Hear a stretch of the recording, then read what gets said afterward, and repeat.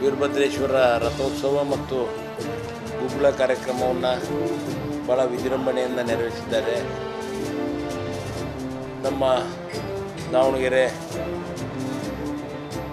ಹಳೆಪೇಟೆಯಲ್ಲಿ ಮುಂಚಿನಿಂದಲೂ ಎಲ್ಲ ದೇವಸ್ಥಾನಗಳ ಪ್ರತಿಯೊಂದು ದೇವಸ್ಥಾನಗಳು ಇರುವಂಥ ಒಂದು ಪೇಟೆ. ಅದರಲ್ಲಿ ವೀರಭದ್ರೇಶ್ವರ ದೇವಸ್ಥಾನ, ದಾವಣಗೆರೆಯ ನಗರ ದೇವತೆಯ ದೇವಸ್ಥಾನ, ಆಂಜನೇಯನ ದೇವಸ್ಥಾನ, ಬೀರಪ್ಪನ ದೇವಸ್ಥಾನ, ಕೊಟ್ರಬಸವೇಶ್ವರ ಸ್ವಾಮಿಯ ದೇವಸ್ಥಾನ ಮತ್ತು ಅದೇ ರೀತಿ ಮಲ್ಲಿಕಾರ್ಜುನ ದೇವಸ್ಥಾನ ಮತ್ತು ಶಿವಗೌಸ್ಥಾನ, ಗುರುಬಕೇಶ್ವರ ದೇವಸ್ಥಾನ, ಹೀಗೆ ಎಲ್ಲ ಒಂದೇ ಭಾಗದಲ್ಲಿ ನಾವು ನೋಡ್ಬೋದು. ಆ ಸ್ಥಿತಿಯಲ್ಲಿ ದಾವಣಗೆರೆ ಹಳೆ ನಗರದಲ್ಲಿ ಹಳೆ ದಾವಣಗೆರೆಯಲ್ಲಿ ಪ್ರತಿ ವರ್ಷ ನಡೆಯುವಂಥ ಗುಗ್ಗಳದ ಕಾರ್ಯಕ್ರಮದಲ್ಲಿ ಇವತ್ತು ಭಾಗಿಯಾಗಿದ್ದೇನೆ. ದೇವರ ಒಂದು ಆಶೀರ್ವಾದ, ಒಳ್ಳೆಯ ಆಶೀರ್ವಾದ ಸಿಗಲಿ ದಾವಣಗೆರೆ ಮತ್ತು ರಾಜ್ಯದ ಜನತೆಗೆ ಒಳ್ಳೆ ಮಳೆ ಬೆಳೆ ಆಗಲಿ ಅಂತ ಭಗವಂತನಲ್ಲಿ ಪ್ರಾರ್ಥಿಸಿ, ಮತ್ತು ಈ ಚುನಾವಣೆ ಹತ್ತಿರ ಬರ್ತಾಯಿದೆ. ನಮ್ಮ ದಾವಣಗೆರೆ ಲೋಕಸಭಾ ಅಭ್ಯರ್ಥಿಯಾದಂಥ ಪ್ರಭಾ ಮಲ್ಲಿಕಾರ್ಜುನ್ ಅವ್ರನ್ನ ಕಣದಲ್ಲಿ ನಿಲ್ಲಿಸಿದ್ದೀವಿ. ತಮ್ಮೆಲ್ಲರ ಒಂದು ಮಾರ್ಗದರ್ಶನ ಆಶೀರ್ವಾದ ಸದಾ ಇರಲಿ ಅಂತ ನಾನು ಈ ಸಮಯದಲ್ಲಿ ಭಗವಂತನಲ್ಲಿ ತಮ್ಮಲ್ಲಿ ಕೇಳ್ಕೊಳ್ತೀನಿ.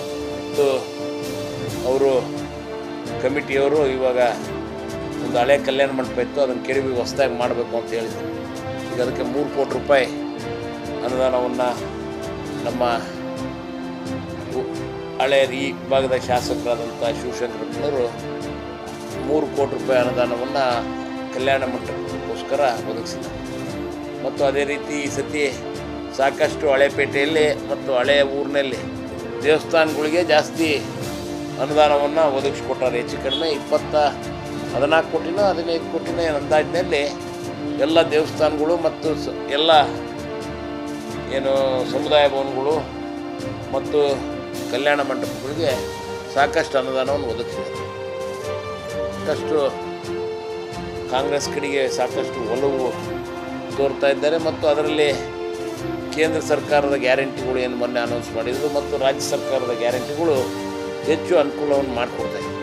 ರಾಜ್ಯ ಸರ್ಕಾರದ ಗ್ಯಾರಂಟಿನೂ ಸಾಕಷ್ಟು ಜನ ಹೆಣ್ಮಕ್ಳಾಗಿರ್ಬೋದು, ಬಡವರು ಸಾಕಷ್ಟು ನಮಗೆ ಕೈ ಹಿಡಿತಾರೆ.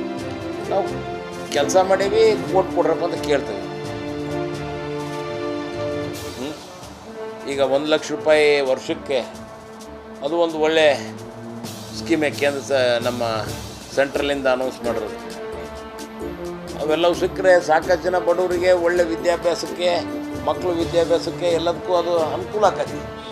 ಯಾರಿಗೆ ನೀವು ನೋಡಿರಲ್ಲಿ ಈಗ ನಮ್ಮದು ಸ್ಕೀಮ್ಗಳಿಂದ ಹೆಚ್ಚು ಕಡಿಮೆ 5-6 ಸಾವಿರ ರೂಪಾಯಿ ಮೇಲೆ ಉಳಿತೈತಿ. ಕೇಂದ್ರ ಸರ್ಕಾರದ್ದು ಹೆಚ್ಚು ಕಮ್ಮಿ ಒಂದು 7-8 ಸಾವಿರ ರೂಪಾಯಿ ಉಳಿದ್ರೆ ಹೆಚ್ಚು ಕಡಿಮೆ 10-15 ಸಾವಿರ ರೂಪಾಯಿ, 13-15 ಸಾವಿರ ರೂಪಾಯಿ ಆಕತ್ತೆ. ಅದು ಬಂತಪ್ಪ ಅಂದರೆ ಒಳ್ಳೆ ಜೀವನ ಸಾಗಿಸ್ಬೋದು. ಮತ್ತು ಅದೇ ರೀತಿ ನಮಗೀಗ ರೈತರಿಗೆ ಒಳ್ಳೆ ದರವನ್ನು ಕೊಡ್ತೀವಿ ಅಂತ ಹೇಳಿದ್ವಿ ಮತ್ತು ಒಳ್ಳೆ ಉದ್ಯೋಗ ಸೃಷ್ಟಿ ಮಾಡ್ತೀವಿ ಅಂತ ಹೇಳಿದ್ವಿ. ಹಾಗೆ ಸಾಕಷ್ಟು ಯೋಜನೆಯನ್ನು ತಂದಿರೋದು ಒಳ್ಳೆಯ ನಮ್ಮ ಮುಂದಿನ ಪೀಳಿಗೆಗೆ ಒಳ್ಳೆಯದಾಗತ್ತೆ.